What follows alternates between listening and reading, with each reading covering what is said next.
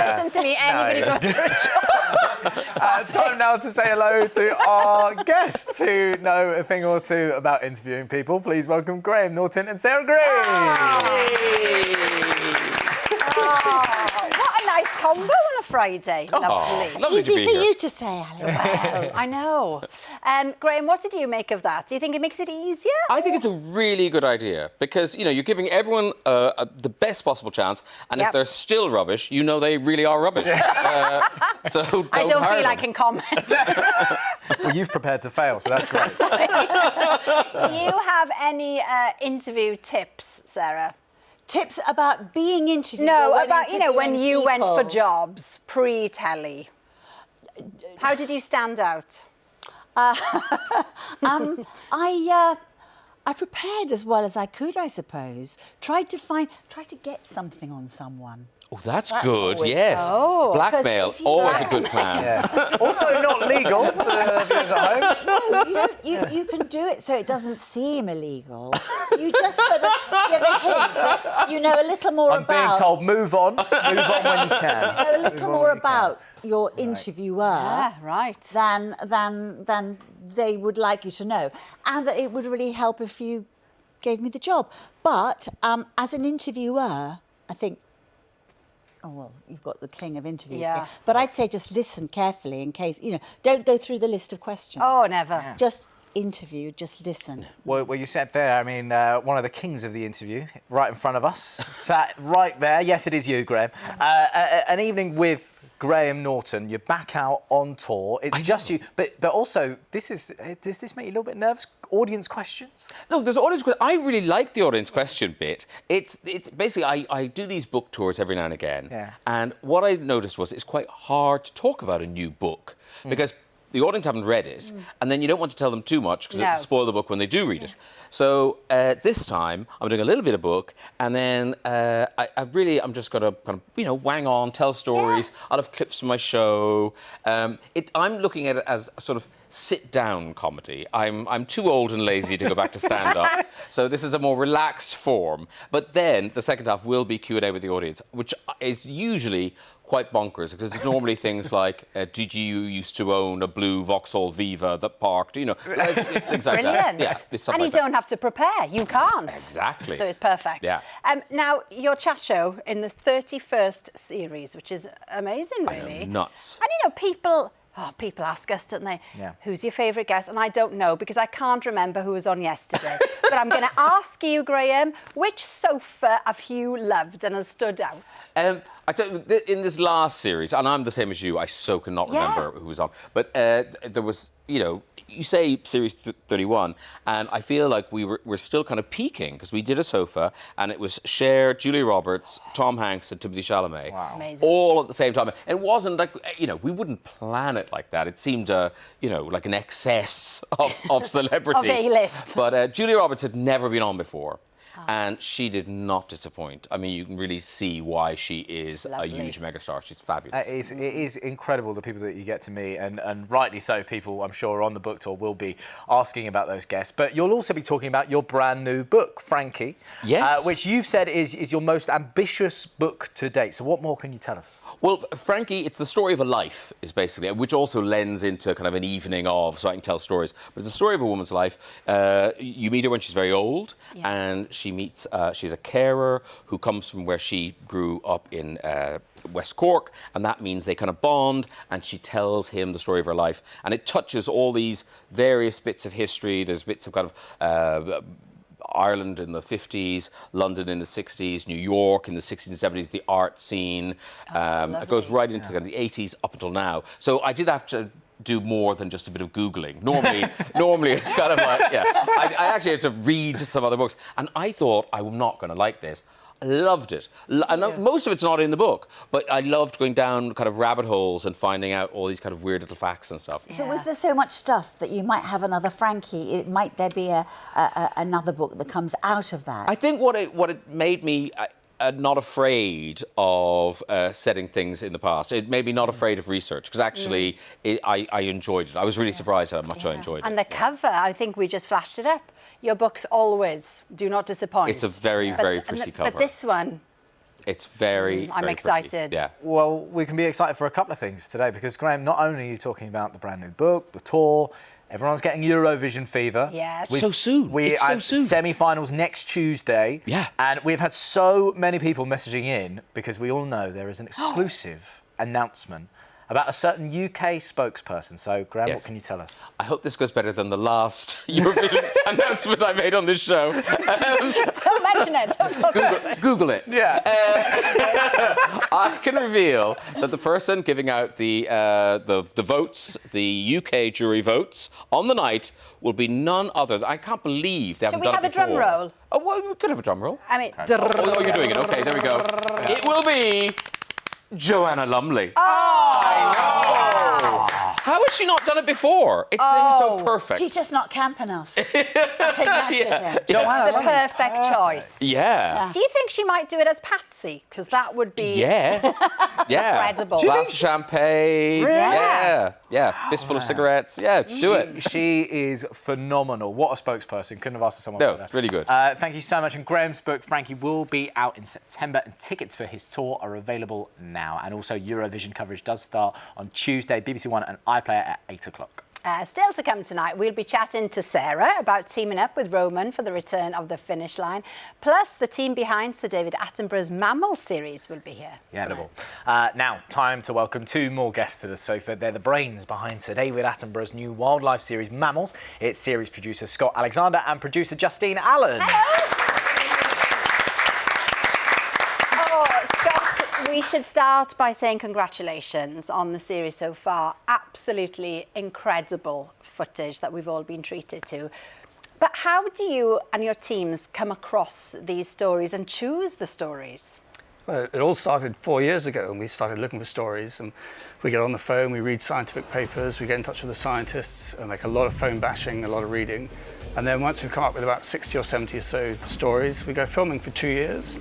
And then when we film for 2 years, we come back with well over 1,000 hours of footage, and we finally show you the best 6 hours. So, yeah, I mean, some of the footage, we were just looking at it there. I mean, it is just incredible. And it must be such a moment for you guys when you see something for the very first time. And with that in mind, I understand Wolverines were big on your kind of hit list this time around. Is that right? I'm so pleased you brought up Wolverines. They are my favourite mammal. They are stunning, absolutely beautiful. Very difficult to film. It's probably why you haven't seen them on television that much. We went out twice. We learned a lot on the first trip. Second trip we filmed a lot more. But they're so well adapted to their environment, and it's so remote. We sat in hides for days on end watching them, and we so nearly didn't get the full sequence. We had to leave and leave our cameras, our camera traps in place, and then we went back to get them in 6 weeks' time. And then reviewed the footage, and only then did we know we actually had the full sequence. Oh, that moment when you found out you had it must have been amazing. Oh, it's so good. And we had the first time a kit had been seen coming out from it's under the snow den. Probably the first time that kit had seen the sky. Amazing, and it's so beautiful. Wow. Justine, it's your episode on Sunday. Yeah. So what can we look forward to? So there are over 6,000 mammal species on the planet, and almost 70% of those live in the forest, which is kind of mad if you think about it. Yeah. And the forest is this multi-dimensional 360 space which throws up so many problems, so many challenges, but also so many opportunities. And true to mammals, we see so many wonderful adaptations and problem-solving abilities from the forest floor right up high in the canopy. So we've got everything from these little strange tenrecs that are like kind of little spiky hedgehogs that live on the floor in Madagascar, right up to the howler monkeys that almost are like skywalkers, and they'll never come to ground. But they have this amazing fifth limb that's this prehensile tail, almost like a grasping hand that helps them live right at the top of the canopy and never come to ground. And this film is really a celebration about that diversity of mammals. Well, here is an exclusive clip from Sunday's show of some chimps foraging for honey. Got it.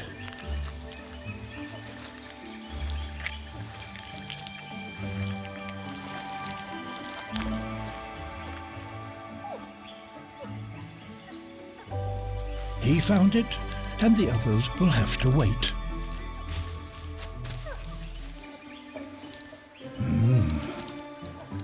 Looks nice. Is there enough for two, perhaps? Oh, you can see him just wanting that little nibble there. A little bit like that. Justine, not only is it, just fantastic footage that we get to see, but it's the amazing tones of Sir David Attenborough. What's it like working with him? It was a real pinch-me moment working with him, and I've been watching David Attenborough documentaries ever since I was a little girl, so it was amazing to have his voice over images that we've been looking at for over 4 years. And when we're sitting in the dubbing theatre right at the end, all the music's there, and the last final magic fairy dust is David's voice. And I can't really put it better than what they said in the Radio Times, to quote the critic, saying that, listen to the first 3 words he says, a Bengal tiger, delivered as if it was Shakespeare. And I can't put it better than that. Nobody does it in the same way. Yeah. Well, Sir David turns 98, can you believe it, next week, and we've got a message for him. If you have a message for him as well, send them in. We'll try and read some out on his birthday next Wednesday. Yeah, thank you so much to both of you. And you can see the final episode of Mammals this Sunday at 7 o'clock on BBC One, and the whole series is available on iPlayer.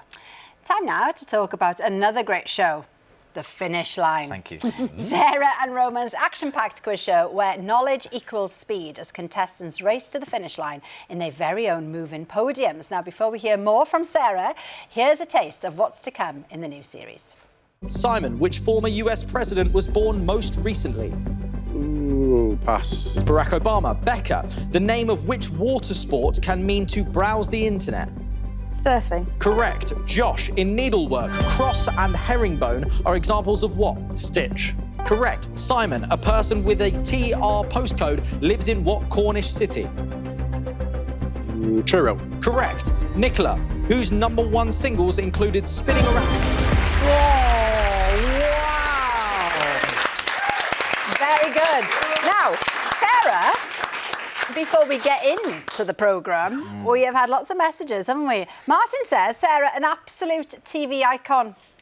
Really? Yeah. Thanks, Martin. Yeah. You know what I said earlier about always finding out about people? Yeah, Martin, your secret's safe with me, don't you worry. We've had another one. Another Sarah says, I can't wait to watch the new series of The Finish Line. One of my favourite quiz shows just because I love Sarah Greene. Yeah, I think people love having you back on the television. So, congratulations both on the first series. Well, it was brilliant. thank you. There's your man there. Well, we know who's Roman, asking all those questions. He does. I sit with my feet up, don't I? Well, that is not true, Sarah. I don't. It's not true. Now, for those who didn't catch the first series, what do you bring to this party? I am the sort of Richard Osman of the show, in a sense, that I'm looking at all the answers that come in. I do the analysis, I do the post-match talk very, very quickly. I add up the numbers, I know about thousandths of seconds. I sort of combine that whole backstage knowledge as opposed to the question master. I'm there to analyse and sometimes give a little bit of support where it's needed, because he puts them through their paces and teases them. And then my other job is to tease Roman. Yes. And make sure that he gets as tricky a time as possible when it comes to his interviewing I nearly said clients then. I meant Clients? I must watch this show. I don't know what that means. You said last time, Sarah, that you get sometimes a little bit too involved with the contestants, too nosy, maybe. Oh, Graham's really going to watch this show. no, I'm trying to remember what I said. How did that go? It was a long time ago. No, I am a very nosy person. That's the other thing. I love interviewing people. I am very nosy. And I think it helps when... See, Series 1, people were coming into the studio. They had no idea what this show was about. Yeah. And so there was this sort of wariness amongst our guests. This time, you'd got people coming in who just knew it all. They are quiz specialists. They had watched Series 1, they'd re-watched Series 1 and catch up several times. They'd got the strategy worked out. Well, that's good for iPlayer hits, though. It is. Isn't it? But then you had to discover whether that was going to work when they actually got onto the studio floor. And that's where the format, I mean, it's not a difficult show to understand, but the format is so clever. Do the trolleys always work, or do they break down? Oh, good question. This time around, they're pretty good. They're Smooth sailing. Yeah. So much. No, it's smooth sailing. Have you had a go on the podiums? Yeah, well, funny enough, this time around, Sarah and I did get to have a go at the podiums. We went up against each other. Yeah. Safe to say, I'm better at asking the questions than I am at answering them. Oh no, you did really well. I just had a very late finish that was very good. Yeah. You know, but it is harder than it looks when you are standing on those quite slow-moving podiums. Yeah. But even so, you think, oh no, who's going past me? And it's lovely watching them lean forward to do a sort of photo finish. Like it's going to make any difference. and sort of paddling almost to get faster. So the track, though, you were saying, is longer. Yes. This time. Yes, Roman and I now do our bits from out in the car park because the set has had to change completely. It's a bit like you suddenly going out there, you know, into the courtyard. But no, the track is longer, so it builds up the tension even more. Fine. More questions. I'm going to tell you. More quiz questions. More questions, more chance for people to get. And it really works having a longer track. Well, there must be talk about a celebrity special. Yeah, I hope so. Who would you love to see on your podiums? Okay, I think I've got a really good lineup of 5 people here. Go on. We'd start with Hannah Waddingham. Oh, Brilliant. amazing. Yep. Yes. And then I think we'd have Peter Kay, I'd like to see. Yep. Yeah. Good. Yeah. Miriam Margolyes. Oh, really good choice. Oh, but Yeah. you'd have to heavily edit. Do you like that? Yes. Yeah, not necessarily. She'll bring her own trolley. And a little stand for it. Bradley, I'd like to see Bradley Walsh. Oh, actually, yes, yeah. Because I think he's fabulous. And then I think I would like, last but not least, best of all, Shirley, your mum. My mum.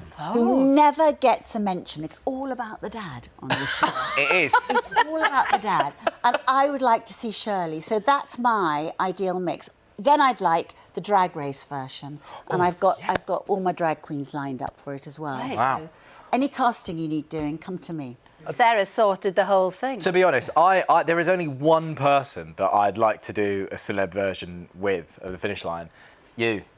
Oh, no. Yeah. Do you know that Alex escapes every celebrity quiz version of something? You are doing it. I'm sorry, you are. Graham. Would you be good? I'd expose myself for the true person I am. It would be bad.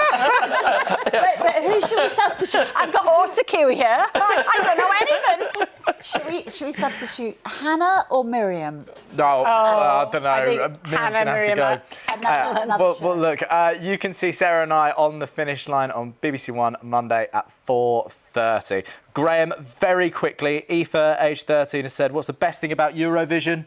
Oh, I can't pick. It's just... you never know who's going to win. I never know who's going to win. Well, look, amazing. Thank you so much to all of our guests tonight. Lauren and JJ will be back on Monday, and they'll be joined by John Krasinski, Katie Fleming and Fiona Shaw, the stars of the new movie If, plus chef Marcus Waring will be here. Yeah, and you can see Roman and his dad Martin on Saturday Kitchen tomorrow morning, 10 o'clock BBC One. Have a lovely weekend. Bye-bye.